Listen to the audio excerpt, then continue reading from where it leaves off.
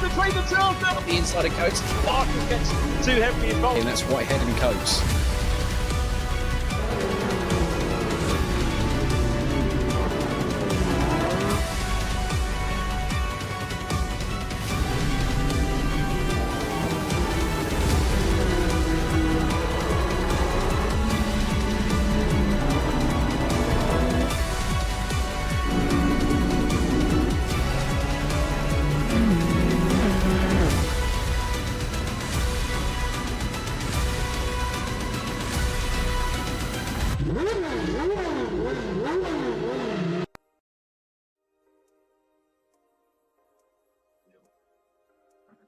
Hello, it's Wednesday evening and a very warm welcome along to our VRRC Virtual Reality Racing Club, BMW M3 Cup. We're at Lausitz this week. Lausitz, the district, is described as Germany's Lake District. We went fishing and we caught a rudd. Simon Rudd, multi-champion. Thank you ever so much for joining us. How are you? Yeah, I'm good, thank you. That's a good introduction. I like that one. We always go for a bit of cheese with the introduction, so yeah, it's the way in basically to do this. This actually marks I'm at the halfway point of the campaign. I can't believe how quickly these rounds are going, but absolutely delighted that you've joined us. And this came out of a conversation you and I had where you said you'd done a commentary and you didn't enjoy it or it didn't go so well. So I thought let's get you in, give you a little bit of smoke up your bum for winning all those championships. You've just sewn up the Fun Cup championship with your teammates, and I was saying to you before we came to air, to win one championship, and I've seen you win two now because I saw you win the Focus Cup one when we were covering it, and now Fun Cup as well. So you've won on your own, you've won as part as a team. To win one national championship is hard work, but to win two, I've got to say, and I'm not blowing smoke up your bum, it's a big achievement. So very well done. What a year you've had. Yeah, no, I appreciate that. Thank you. It's been a really good year, and I think if anyone hasn't seen the last 5 minutes of the Fun Cup at Bourton Park for the Championship Decider, I'd highly recommend watching it. Very eventful. But it's great to be here. Great to be asked. And yeah, you're right. We got chatting, and I've done commentary once before, probably about 18 months ago, and right. Yeah, I wasn't quite sure, and you asked me, and I thought, well, why not? Let's give it a go. Well, it's great because it's not all about me, and feel free to chip in whenever you want. If you've got a point you want to make, banging it in the interviews. If you want to get stuck into the interviewing as well, please do that. So, very welcome along. Thank you. Yes, and I want to thank as well Reeve Taylor for last week because I was up on BRSCC Fiesta Junior Scholarship duties, and also Henry Foots who came back as well for a second go. This is where we are on the calendar. Lausitz round 4, top right of your screen. We've got 4 more rounds to go after today. Norisring next week. Little sojourn over to Holland for Zandvoort, Red Bull, and then Nurburgring. We have got next week off, so it'll be Wednesday week. We are back, to quote the Undertones, on the 20th Norisring. That is our next one.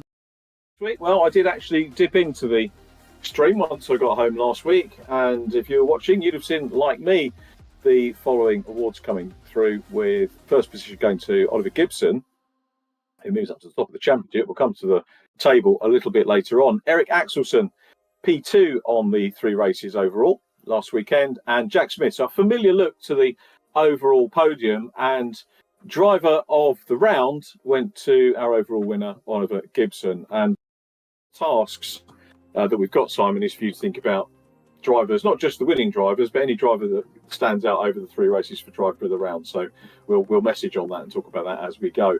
Now, I mentioned Oliver Gibson was top of the stack. Here we are. Remember, one event gets dropped, so the scores are the net scores that you can see. Oliver Gibson just 3 points ahead on drops, ahead of his brother Jack Smith.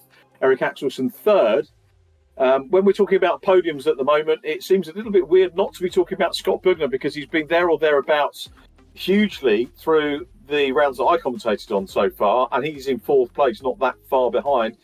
Then Josh Martin, who's sort of come into the party a little bit late, really, into form. He's 5th from Chris Blake and Andy Dorman. Adam Lyle next up from Daniel Heaps, who got a podium last week. Well done, Daniel. Christian Gillian in 10th place, but the others are chasing very 11th position, only a further 3 points behind with Lee Piercy. And then a little bit of a gap, 12 points down to Paul Laramie. Thomas Potter, we're going to be talking a little bit more to Thomas later on in the programme after qualifying. Harry Ormer on 14th from Andy Carroll. Olivia Krzyżnowska, I think, was out in the 2-litre hot rods at the weekend again on a home track at Loch Gelly. Didn't check up on the results, Olivia, so I will do when we check out of here today and see how you got on at the weekend. I hope it's going well. Craig Curtis next up from Alex Walker. John Jones 19th, and Sam Wilson in 20th place on 4. The other point scorers, Kenny Press and Mark Stokes. And hopefully, before too long, we'll get to see Andy Phillips and Nathan Smith track as well. So they are the drivers. 2.7 mile track awaits. The Lausitzring, probably most famously everyone in the UK will know, it was kind of paired up with Rockingham for some time, as that was going to be the base for European oval racing. It never took off, which was a great shame. The pickup trucks that I know and love did make it out to Lausitz for one event and ran on the tri-oval, which you can see. And the track we're running on today, the DTM track, runs pretty much on the infield, exactly like we used to do at Rockingham. What a shame Rockingham isn't running anymore. But we'll talk you around what they do, and it's very similar with the use of turn 1, and then going down a little bit of the straightaway down turn 2, and making their way around the infield, the twists and turns back on track. And we'll get a look at that via our hot lap, which has been done by the man P2 in the championship, Jack Smith, and that'll be coming up in just a moment.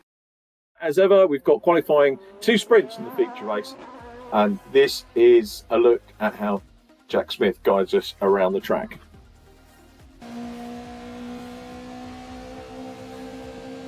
Here we go on board with Jack making his way down the straight. And for those of you who went to Rockingham, it's a very similar feel to Rockingham Motor Speedway, going down into turn 1. This is the way it used to be at Rockingham, going into the twists and turns of a chicane. Was it Catherine Legg that had the accident at Rockingham? Can't quite remember.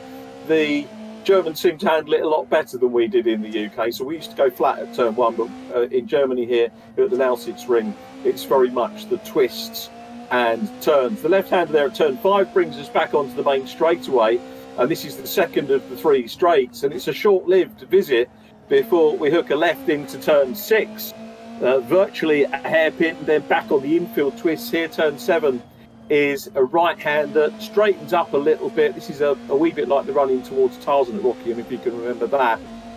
And we'll see Jack move over to the right-hand side of the track, getting ready for the left-hander, which is turn 8 coming up now. So on the brakes, feeds it in very nicely to turn 8. Once we're clear of there, we've got a little bit of a move around to the right sweep, which is turn 9, down into somewhat sharper right-hander at turn 10 where we are now. And before you've done that, you've got to start thinking about the next one, which is the left turn. This is like the Brook S's at Rockingham, because it brings you back on the banked oval onto the final turn, turn 12 on our shortened track here.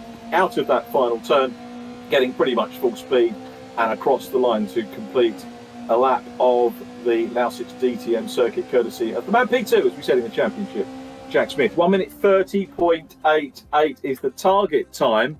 The IndyCar lap record around here, believe it or not, 34 seconds on the tri-oval.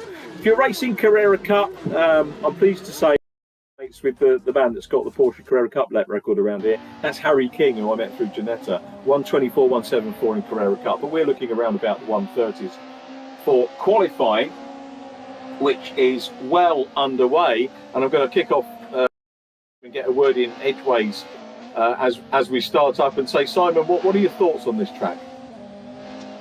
Yeah, well, I'm not doing it myself, but I've watched the hot lap, and it looks quite good. It looks a little bit technical. There's some good corners to keep the speed up through, especially through turn 1, turn 2, turn 3, and up into turn 4, turn 7, I think it is, the long right-hander. I think that, using the slipstream as well out of turn 12, the last corner, down the straight, that's going to be where we're going to see some of the overtaking there, and maybe into turn 8 as well. So, yeah, looking forward to it. I think it'll be a good race. Yeah, it should be. We've had some blinding races going on so far, and it's a very, very strong championship, as you'll see as we go on. Are you a sim aficionado, mate? I have dabbled. But it's on the PlayStation, unfortunately, not on the PC. Maybe I need to upgrade at some point. Yeah, we've got to get you sorted out. You have to come in and take on some of these fellas.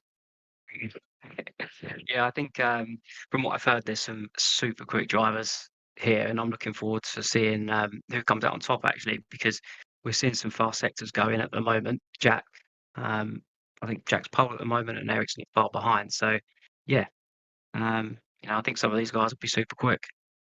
Yeah, I think you're absolutely right. Chris Blakey is doing well. He was doing well when I checked in on the times this afternoon. Chris Blakey was doing well in qualifying as well. And I shouldn't really be surprised, because this is the 4th session of the year, obviously being the 4th event. And Chris has qualified 7th and 5th twice. So he's been very consistent in qualifying as Chris Blakey. He hasn't yet, and this is, he's going to hate me for saying it, hasn't finished outside the top 10 yet in 9 races that we've had. So Chris Blakey may be edging towards that first series podium today. We'll see whether that pans out. Lee Pearcey, who we mentioned was very close up on the top 10, running 4th at the moment. But as you mentioned, Simon, it's Jack Smith who is top at the moment. Oliver Gibson, we work to do down in P6 with 9 minutes on the qualifying clock to go. A reminder in terms of the formats: qualifying will determine the grid for the first sprint race, and then we have a partially reverse grid for sprint race 2, and then a reverse grid based on the points scored from the 2 sprint races, to determine the feature race, which is slightly longer and with a mandatory stop where the drivers will have to change from one tyre compound to another. And that's really, Simon, where I think you can probably come in, because it's the one thing I've probably lacked doing over the course of the couple of rounds that we've done so far. Henry Foote, bless him, was absolutely spot on the case with doing those in our first round. Yeah, it'd be great if you did. And Alicia Pomowski, who's actually away now, she was our first guest commentator, and he's off doing Formula E testing, I think, this week. So we wish Alicia very well, and she's promised to come back as well. This is the great thing. We're building up a nice sort of library of people that can come back and talk to us about what they're doing, and gives us more people to follow. This is Harry Ormerod in the Jägermeister livery, currently P12. And Harry, I missed him last time out. He was here last week. and qualified 15th. He was 12th the week before that, so he's actually on good form at the moment, breaking into the top 10 for qualifying. Daniel Heaps took a podium last week as well, which was a maiden podium. That was in the feature race too, so a super result for him. It was nice to hear his interview. Nice to get to chat to different people. Not that we don't like to talk to the likes of Oliver Gibson, Jack Smith and Eric Axelson and Scott Bugner, but it really is great to get different drivers on. And here's Oliver Gibson. So a little bit of focus on Oliver now. Let's see whether the championship leader can pedal his way up from 5th place at the moment, 1:31.502. Jack Smith with the 1:30.634. Gibson popping in 1:34 on the last lap. Not looking purple at no purple sectors at the moment for him. Sorry, Rich. Okay, so he's got to do it all again. I suppose the key thing with this is that the racing, it's not necessarily dependent on getting pole position, because we will see drivers make their way through. And you have that, don't you, with Fun Cup, Simon? Because the race winners, which you and your teammates have done a lot of this year, the grids are jumbled, they're by ballot, but the race winners have to start at the back. So you never actually quite know how much work you have to do. Well, you do if you win. You've got to come through from the back, but you never know where your main rival's going to be. That must be really complicated to deal with. Yeah, I mean, it was a little bit less complicated for us because we started at the back 5 times. But it's when, your rivals, as it were, are near the front. But with these 3 and 4 hour races, it comes down to strategy, consistency, keeping out of trouble and things like that. So when I first joined Fun Cup, I wasn't quite sure of it, but being in it for 2 years, it's actually a really good way of doing it, because you've got a mixture of abilities as well. So it gives everybody an opportunity rather than just having, sticking your fast driver in and having them on the front row every time. So yeah, that's good fun. In terms of the qualifying here, I see a few people pitting and things like that. So do people come in and change tyres or run different fuel loads, or do people just go flat out for the whole qualifying session? Everyone's on the soft for this, so they're going to be maybe having a little breather, maybe looking at some data and something like that. There's not a huge amount of time, only got 4 minutes left, so you tend to get... Well, to be honest, we've had a mixture of people setting, pole position last knockings, and some go out and set them early. And this one kind of looks like Jack Smith set the benchmark quite early, and it's going to set us up for a good race with Eric Axelson, who is provisionally P2 at the moment, from Adam Lyle. Adam's having a good run, by far and away the best qualifying he's had this term, 6th, 9th and 12th. So he was going backwards on qualifying over the course of the 3 events we've had so far. But Adam, at the moment, in P3 from Chris Blakey. And I think the surprises for me are Oliver Gibson actually down in 6th now, Lee Pearcey ahead of him. And just having a quick, do we not have Scott Bugner today? That's a shame, Scott Bugner. So this will be Scott's dropped round, which will be a bit of a pity. So Jack Smith. On that, Richard. Yeah. The dropped rounds thing. So I had a look at the tables earlier. I know we're just coming up to halfway. So when you look at the drop round, you're only looking at 3 rounds. But when you take out the drop rounds, there's only a point in between Jack Smith and Oliver Gibson, where Jack's actually ahead by a single point. So it is really close. These championships do get very, very close indeed. It's a good shout. And hopefully we'll continue that way. I know Rich Hayden is looking at different formats for, sort of keeping things going in the later stages. I'm not sure whether he's discussed that with any of the drivers or not. So not yet. Okay, so I'm probably everyone's going to be saying, "What's he on about?" But yeah, some interesting proposals. I think is probably the best way to describe it. Smith, Axelson, Lyle, and Blakey, the top 2 rows at the moment. Blakey's just had a purple 3rd sector as well. He has. So he's on a bit of a move. He's Blakey up into 4th place. Oliver Gibson down in 7th, which is the major surprise at the moment. What's the weather like outside? I'm told that the garage in the Smith Gibson household is okay. It's actually quite snug because on my last commentary, Mum sent me an email from the pub, or a message from the pub, saying that don't worry about Jack. The garage, which is where he's got his rig, is actually quite snug and seems to be all right for him at the moment with that provisional pole. How long we got on the clock? 2:18 left. So Smith, Axelson, Lyle, Andy Dorman now up into fourth place. Andy Dorman having a really consistent run in the championship so far.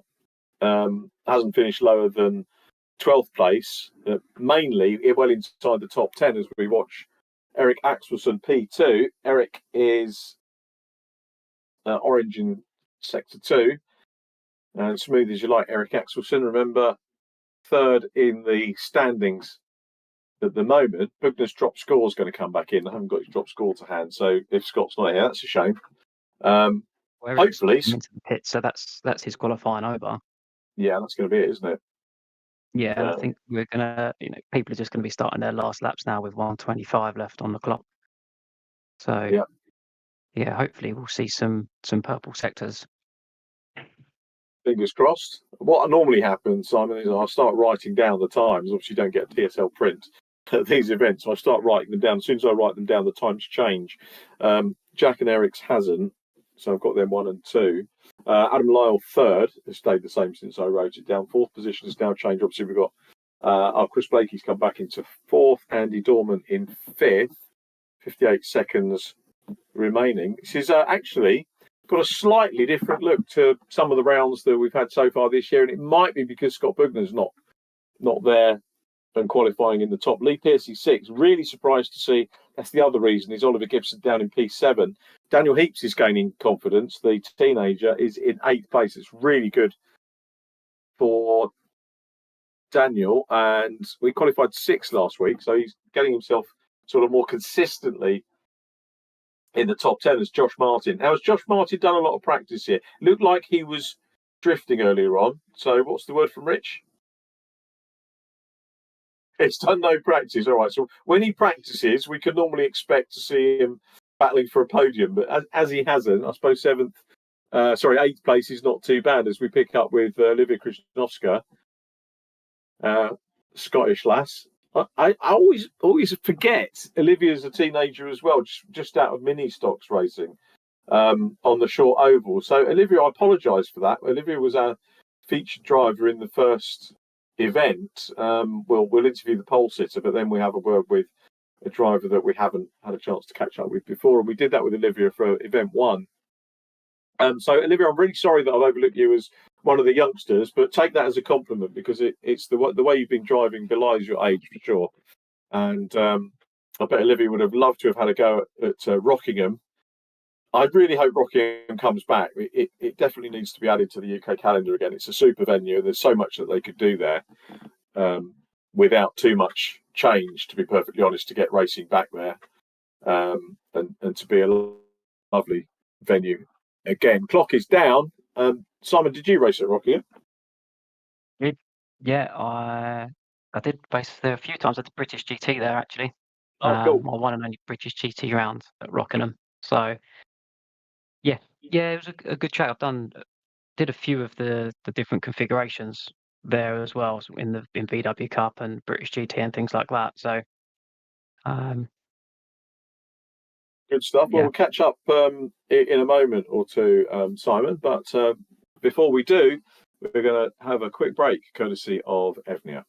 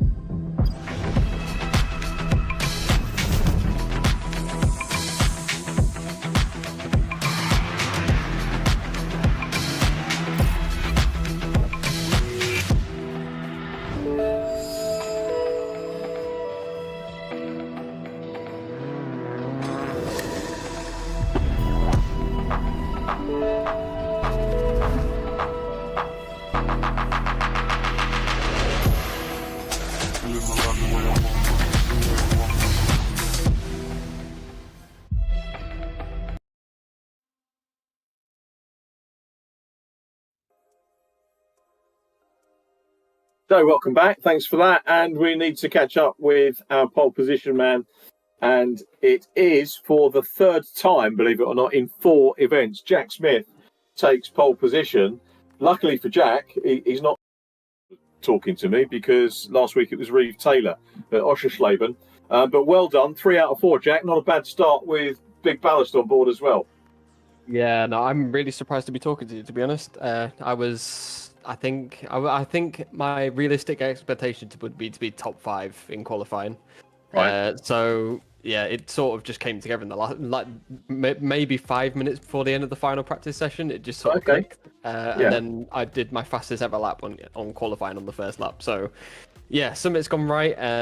It seemed to be consistent as well. So I'm just hoping I can now carry that into the race and not have a mare like I did last race. Maybe try and get some overtakes done. So when you say it clicked, was there something specific that clicked, or just just came to you and fortunate or otherwise? What was it? Yeah, the style of driving I was doing was just wrong for the track. So I was going for more momentum into the corner, whereas what tended to be faster that I've just found out is that if you take let more distance out of the track, it's actually much faster. They're taking corners tighter rather than going wide and then in. Stuff like that. So I did that and found like 2-3 temps. So yeah, it's quite a big jump. I was quite surprised to get a 30.6 in qualifying, especially. So yeah, I just hopefully can carry this into the race. And I'm sure you'd love the ballast to come off, but you don't want to get bad results and take the ballast off. But how much of a hindrance is that 37 kgs that you're carrying?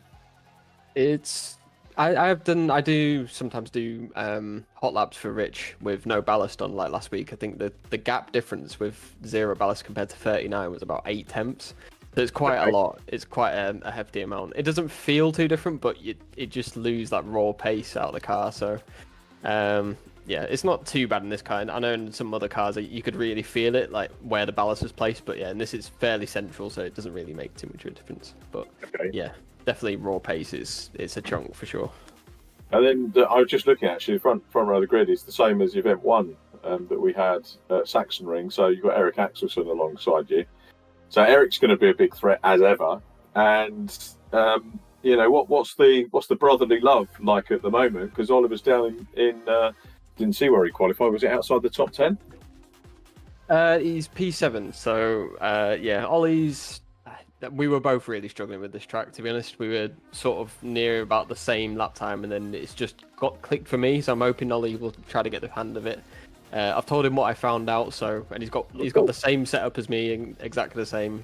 Basically on the same ballast. So yeah, he should get there, but yeah, it's just one of those things, really. Sometimes if it doesn't click, it just doesn't click. But yeah, this track for sure is one of those tracks where if it doesn't click, you're going to really struggle to find it.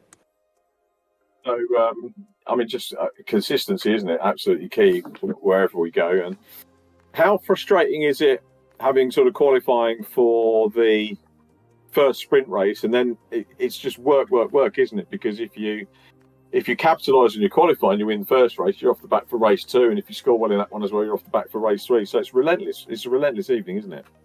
Yeah, it can be, yeah, for sure. Especially with the average points. I think last race I forgot about that, and I think I did a bit poor in race 2, and then I was really confused as to why I was on the back row again. But yeah, it was. Paul being 4th place, wasn't it? Yeah, I think so. Yeah, but yeah. Well, I don't know. Genuinely, I think it was about P7 or 8. I didn't have that good a great evening. It was a few mistakes from myself, really, but that threw me back. But yeah, the points carried on, and I ended up at the back again. But yeah, it's like you say, it's relentless. It just keeps throwing stuff at you. This track especially is going to be relentless. So there's going to be a lot of action. I'd expect at T1 to Rich's dismay. I know, but there probably will be. Because the car can sometimes throw some nasty oversteer at you, and it just sort of snaps out of nowhere. So, and the bumps on this track really don't help either. It's treacherous, but I'm hoping, I have faith in everyone on the grid that we can have a clean race going through turn 1. Fingers crossed. Well done, Jack Smith. Congratulations on pole. We're going to catch up with our other featured driver, but wish you well for the race. Thanks for having a chat. Well done on pole again. No worries. Thank you very much. So Jack Smith. And a chance to catch up with a featured driver for this round, Thomas Potter. Thomas, how are you, fella? You okay? Hi, mate. Yeah, I'm good. What about you? Yeah, very good. Thank you for asking. We've got Simon Rudd with us as well. So Simon may not know you, but I'm sure he's probably seen stuff that I've posted on social media. First of all, I'm going to go back to say it was lovely to see you and the family at Brands Hatch at the end of the year. And it was lovely of you guys to give me one of Catherine's clocks, which was very, very decent of you. Did you enjoy that weekend watching the racing? And how difficult is it watching a meeting rather than actually being out there? I'm sure you'd much rather be on track. Yeah, it was, well, I loved watching it, especially the British touring car, which and the minis, which produces some good entertainment and some aggressive overtakes. But I definitely prefer to be driving, which I will be actually next year. I'm a Toka Junior car, if you remember correctly, that I've got to drive with Graves by the end of next year. So I want to say a huge thanks to all my sponsors for sorting that out with for me.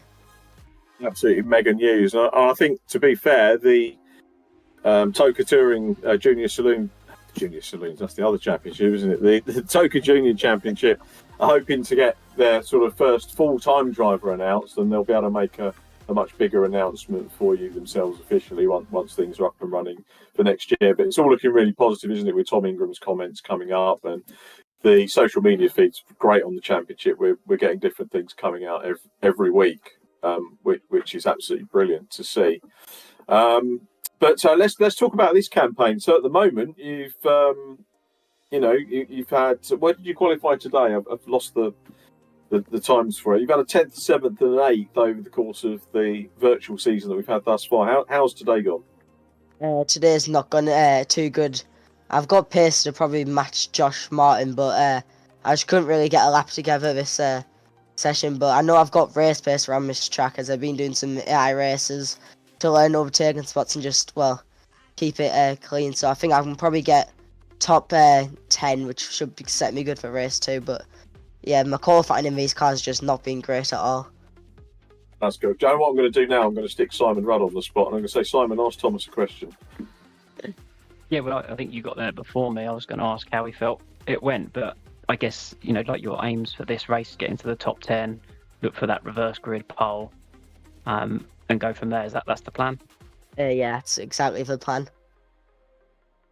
Real. And you think you've got the spots to overtake? I'm not going to ask you where they are because we don't want to tell the others, but you think you've got some good spots where we'll see you make some overtakes? Yeah, absolutely. I'm sure. Where I'm starting, I think I'm hoping to at least make probably 1 or 2 by the end of first lap. Then we'll just figure out my plan as we go. I'm looking forward to it. Good luck. Yeah. Am I able to say one thing quickly before I go? Yeah, it's your airtime, mate. Whatever you like. I want to say a huge thanks to all my sponsors, Green Bricks, which is just helped start this event, which I'm doing tomorrow in a Ginetta Junior around Croft, which I'll be racing against the Red Bull. Not racing, but testing against some of the Red Bull Junior drivers for Ginetta Junior, which I'm hoping to hopefully get within a second of, and then as well as Marin, who's paid for a lot of it, Prep Right UK, Britain's Mirror Finish Detailing, Tuning Art, which is where I've got some really cool cars that work on, and then also a special thanks to this mental health company called Durham City Council, who's going to help me with my stress and just everything in my mental health. That's really good. That's really good, mate. So well done. The couple of the junior Ginetta drivers at G-Fest didn't know what their sponsors did. There was one lad, I can't remember who it was, but he said, I want to thank my sponsors running through. And I said, what do they do? He said, I don't know. And then he went away and found out for race 2, which is the right way of doing it. But you're absolutely right to do that.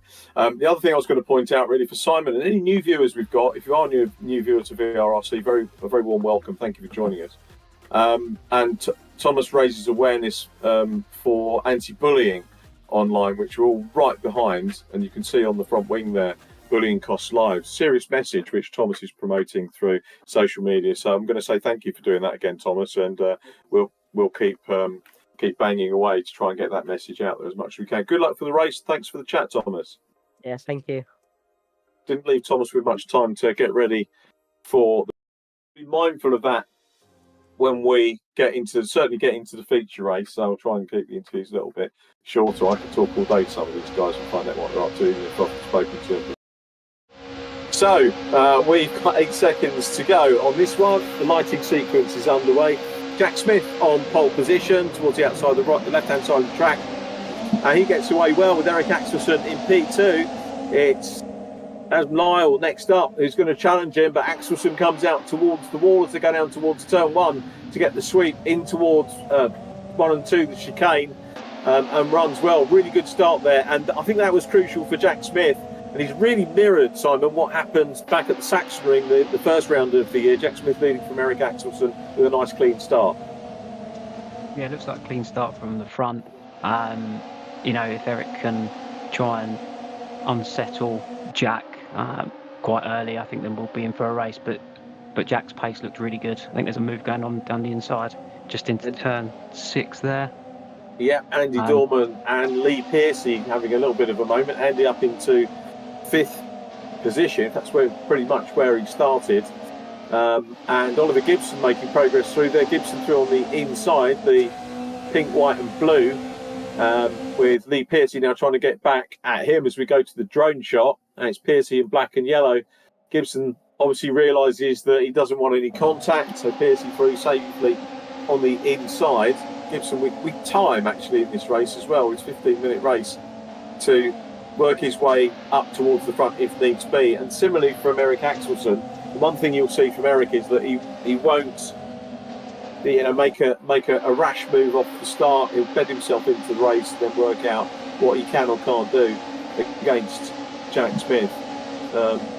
Eric he's got 3 kilos less than Smith and Gibson in this race, so that may or may not count for anything. But Jack Smith, the poleman, looking to convert into a 3rd win of the campaign. Scott Bugner's had 3 already, 4th in the championship, but it is about consistency as well as wins. We momentarily pick up with Josh Martin in the 89. Daniel Someone's off the track there. Heaps, I think that was Lee Pearcey, wasn't it, just dropping back sadly. Yeah. So Lee Pearcey from 6 on the grid, good spot there. And as they It's also come just down. worth noting as well, Richard, that you know, Thomas Potter and Sam Walton, I think, had a potential incident on the first corner because they both dropped down when we spoke to Thomas. You know, he started 12th, I think, down in 16th. So something's happened there. They've fallen off the back a little bit. Yeah, disappointing for Tom. Curse of the commentator with Thomas, isn't it? Because we've had the natter with him, but he'll fight back. He's very resilient, is Thomas, and you know, he's got the only way now is to look ahead, which is what he'll do. Josh Martin's doing that at the moment on Daniel Heaps, another of the 3 teenagers in the championship. So Daniel Heaps running in P7, Josh Martin in 8th with Alex Walker down behind him as well. But Josh Smith 8 tenths clear at the moment over Eric Axelsen, with Adam Lyle in P3 looking pretty comfortable at the moment. So Adam Lyle surprisingly in 3rd place, actually looking for his first podium of the campaign here for Adam. We'll see whether he can get that. He's had wins with the club many times before. Last championship I worked on was the Cupra. He took 2 wins in the Cupras, as Chris Blakey has a moment off. Oliver Gibson now finds himself ahead of Andy Dorman, so Oliver Gibson has actually come through now into 4th place, but we've got a little bit of a gap.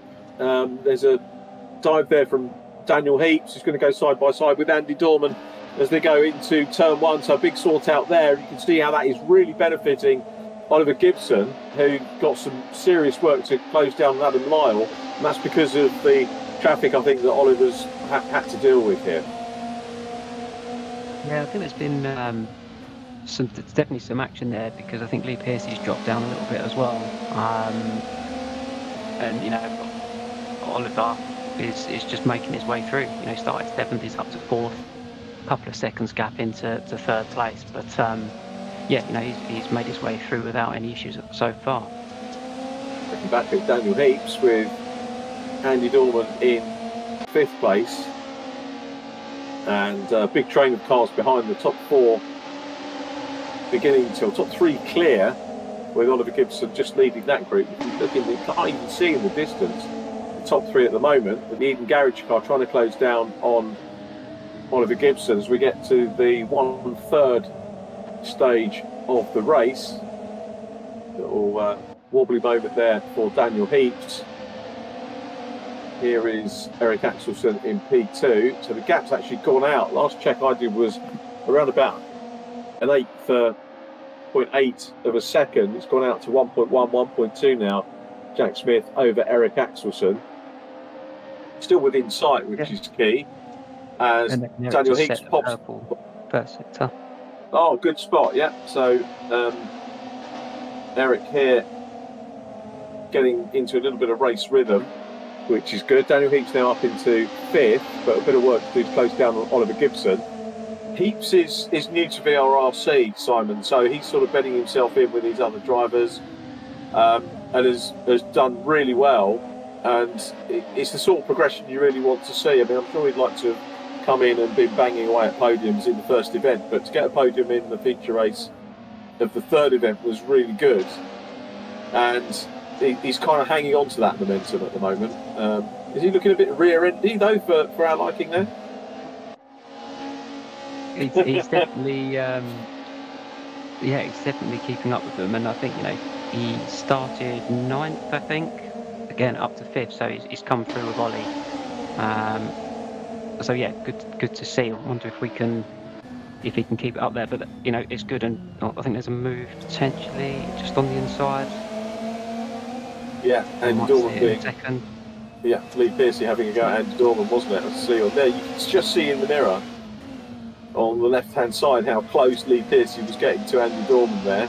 And we look back from Andy. There is Lee now. He's sort of extinguished for the moment. Josh Martin down behind him, and then Alex Walker at the back of this group. Then it's Christian Gillen in 10th, Livia Krishnovska in 11th place, Sam Walton 12th at the moment, Harry Ormerod. Armfuls of lot going on there, so plenty of work going on. Gap for the lead 1.237 seconds at the moment. Jack Smith to Eric Axelsen betting themselves into this race meeting as they did the season opener. So that's all good.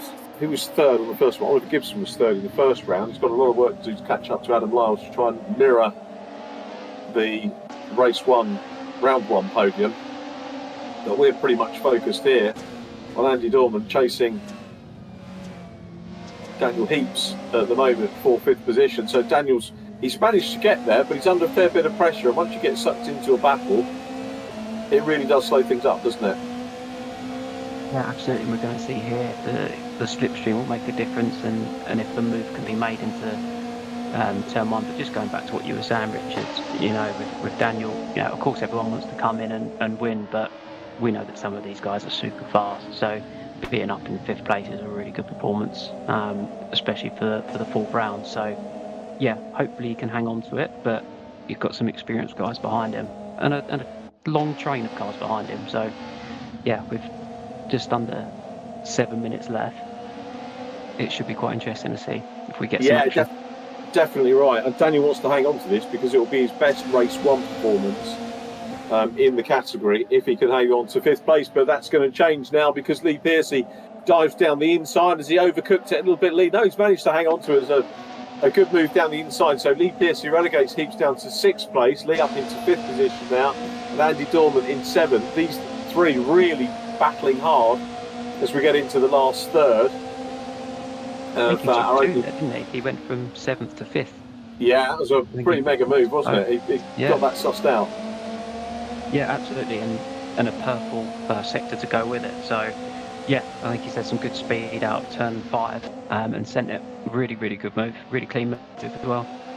Not sure where track limits are around here, so I'm sure that we'll get some notification if there are track limits. And obviously judicials on contact, which tends to come through with the various reverse grids that we've got. So judicials occupy our race official Rich Hayden for quite a while after the event. Notice that the results tend to be getting published a little bit early, which is nice to be able to do a little bit of admin in between meetings and just check up, particularly if I'm not here, to work out who's done what or who hasn't done what to whom in those. Having said that, I'm actually back for all the rounds now, so we'll be seeing out the campaign with other various guest commentators and Reeve Taylor for the last 2 events of the season. We again focus on Andy Dorman with Josh Martin behind him. Alex Walker next up from Christian Gillian. Wherever you look, there are drivers, as I always say on these events, Simon, there are drivers, pretty much all of them capable of getting podiums. As Daniel Heaps has a look here at Lee Piercy again, goes in a little bit hard, has to collect it all up, so oversteers a little bit as a result of lunging into that corner. You've got to have a go, and he did have a go. This is, though, allowing Piercy maybe to get away. Daniel makes a little mistake there, and Andy Dorman goes through, so Daniel Heaps loses another place to Josh Martin. Unfortunate, but that was really through the keenness to try and get that position back from Lee Piercy, who in fact has had a bit of over-keenness himself and drops back too, leaving Andy Dorman now in 5th. Yeah, what a few corners that was. So, Andy's come out of that, avoiding everything, and now he's got his gap and should be pretty safe in P5, but the battle from 6th, 7th, 8th and 9th should carry on. It's a shame for Daniel, but hopefully he can make up a couple of spaces. I think he went for the move, the door was closed slightly, and it sort of messed him up where it's so close. So we'll see, there's still plenty of racing to go with this group, for sure. Lee Piercy now battling hard, you're absolutely right, and he's having a go at Alex Walker. First proper look at Alex Walker in this race as well, in the white and green car, with some fairly unorthodox lines going on in the mix there, with Heaps some extra ground as well. In the 60, we switch back to the on-board in-car run with Lee Piercy. So we didn't have 2 minutes. This is our second, I think, event that's anti-clockwise, isn't it? So mainly because of the way that the track was built with the wall, you want the drivers on the inside of the car rather than running up against the wall, which is the main reason why the circuit runs anti-clock, as the ovals do in the States. Well, it's the main reason why Rockingham was the way it was as well. As Piercy tries to close down Daniel Heaps. Now, I'm wondering if I put Curse the commentator on him when he was in 5th, because he was heading for a best race 1 result. Not too far away from that at the moment. In 7th is Daniel. Josh Martin has made good capital getting ahead of them with a bit of breathing space now. You can see the green car just exiting the corner. He's in 6th place. Andy Dorman clear of him as well in 5th. Oliver Gibson a second or so behind Adam Love. Just to check up on our top 3, it's Jack Smith, Eric Axelson and Oliver Gibson there. Now Eric Axelson dropping down. Is that a glitch on the timing tower? Because Eric drops down to 5th place. There he is in the 57. Yeah, I think we've got a little bit of a glitchy timing tower going on at the moment, because is Jack Smith still there going into turn 1 from not Olivia Krasnowska, as we're seeing on the timing tower, but Eric Axelson in P2 with Adam Lyle still. Fastest lap, Richard. I think there are, yes. I'll have to check the regs on that one. Rich tells me 1 point. There's a point, so yeah, Eric's getting that at the moment with the best lap, the fastest lap so far of the race. Those, the front two have been trading quickest laps, but Eric has it at the moment. That's a really good effort from him. Yeah, it's a good spot, Simon. I hadn't actually thought about that, but that point could come into play at the end of the year, as you rightly said. Things are very tight championship-wise, as Alex Walker continues to engage in battle with Daniel Heaps. So Alex in P9. I think with probably a lap to go, you're looking at 8th, 9th and 10th, because that's the reverse grid as well now. So we're talking about Daniel doing well up in P5, but it will come back to him to start in P3 for the next race. So yeah, that's something to consider probably at this point when you're in and around those reverse grid positions. Yeah, absolutely. And again, something I've not really had a look at as the clock ticks away. 40 seconds to go, so we're on to the last lap now with Jack Smith out front, Eric Axelson in P2. They'll find themselves back on row 5 for the reverse grid race at the moment. As you said, 10th position is Christian Gillian, Alex Walker 9th, and Daniel Heaps looking for P3. Maybe he'll be thinking about that now. We'll have to wait and see. But Gillian on provisional pole position at the moment for the first reverse grid race of the weekend, a second sprint race, or a virtual weekend, I have to add. Well, this has been good stuff from Jack Smith out front from pole and replicating what he's done at 2 rounds so far of the 4. So this is going to be 3 out of 4 race 1 wins for him to add to the pole positions. We've got 12 seconds on the clock as the 15 goes across the line. So we're actually going to get another lap now. So on to the last lap now we go. Oh, he's right. Oh, beg your pardon. Sorry, I'm looking at the clock. It's got 25. It's counting out the other way. So yeah, totally missed that. Sorry, Rich. So well done to Jack Smith on taking the win. So Jack Smith from Eric Axelson in P2, and then Adam Lyle in 3rd. So Adam taking a first podium of the season. Oliver Gibson comes through into 4th place from Andy Dorman. 6th goes to Josh Martin. 7th was Lee Piercy. And then 8th position is Alex Walker. 9th goes to Daniel Heaps. So he starts on the front row, Daniel Heaps. And then the top 10, Christian Gillian. And we'll hear from our podium runners after this break.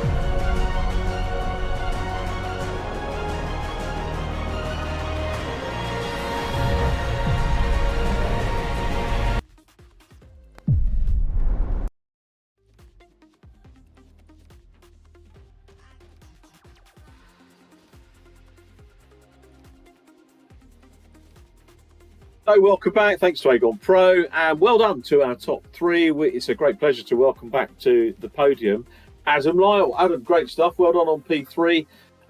Best qualifying campaign so far as well, and a good podium. Talk us through. I don't know. It just clicked this week. When we first started practicing for this track, I actually sent Rich a message saying this track's basically horrendous. And then a few laps later, I just ended up sending him another one. Scrap that, I love this track.